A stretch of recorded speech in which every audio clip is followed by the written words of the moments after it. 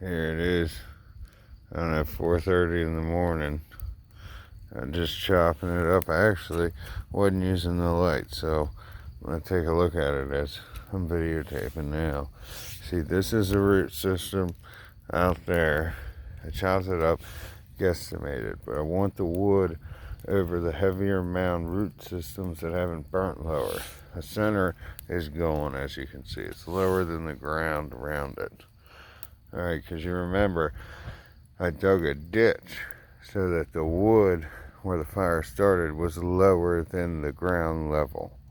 So I was burning the roots around the stump and up.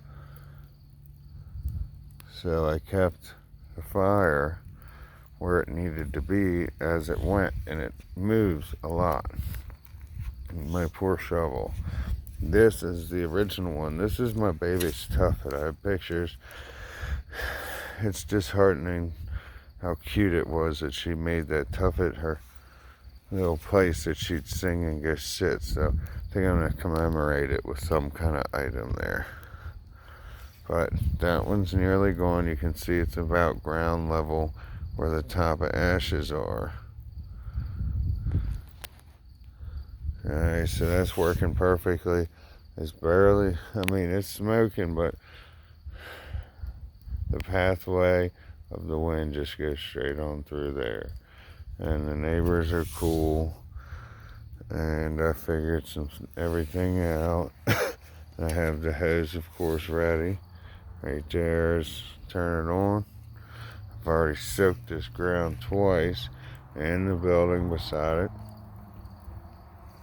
No fuels around, no fuels used. I didn't even use a lighter or anything. All I did was rearrange this stuff, and that's after it was put out while I was working. So that's how, if you don't know how to properly, truly put out a fire, you haven't actually put it out. Especially a fire that's designed like this. It's purposely very, very, very hot.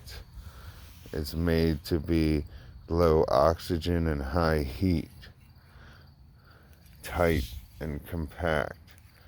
So that's why this shovel, even if I hit it a couple times in there and then I go and I sit in the grass, I just hear it. See, I'll whack at this a couple times. See, you can see the root system is right there. Alright, now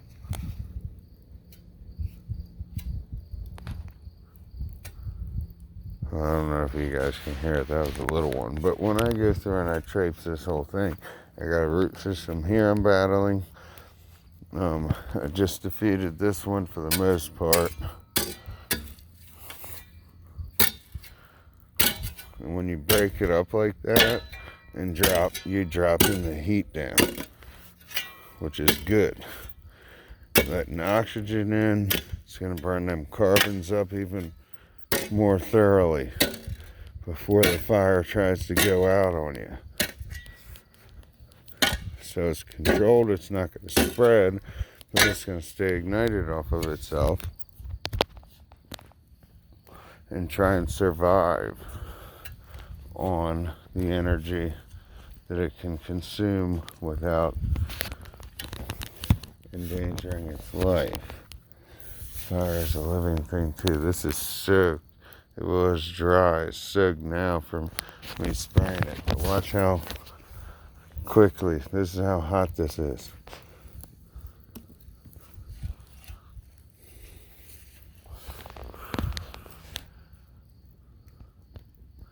That's why if you don't do this right, but see how long it does take? Like the fire would have to be genuinely lighting enough of this grass to make it hot enough to light more grass, to get over to wet wood and light that.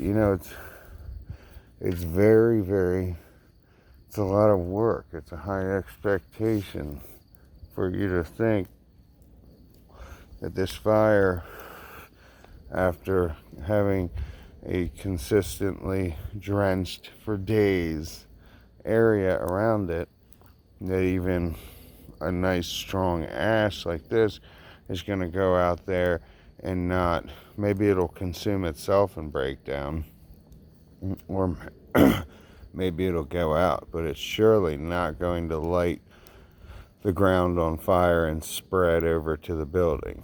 Even if it got to the building's, it is rotten, but that one little piece could do it, but it'd have to be perfect.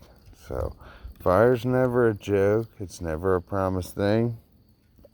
I do not recommend ever doing anything and feeling confident just because you saw it in a video.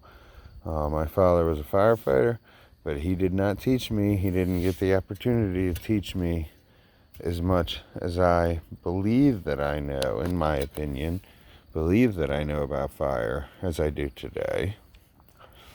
But the point is that this is a dangerous thing that I am doing.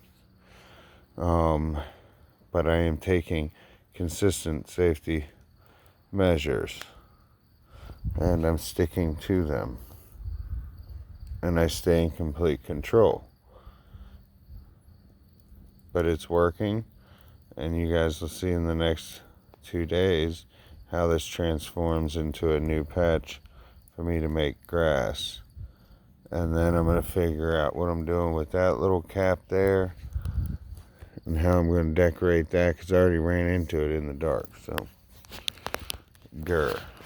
Thanks for watching. See you on the game.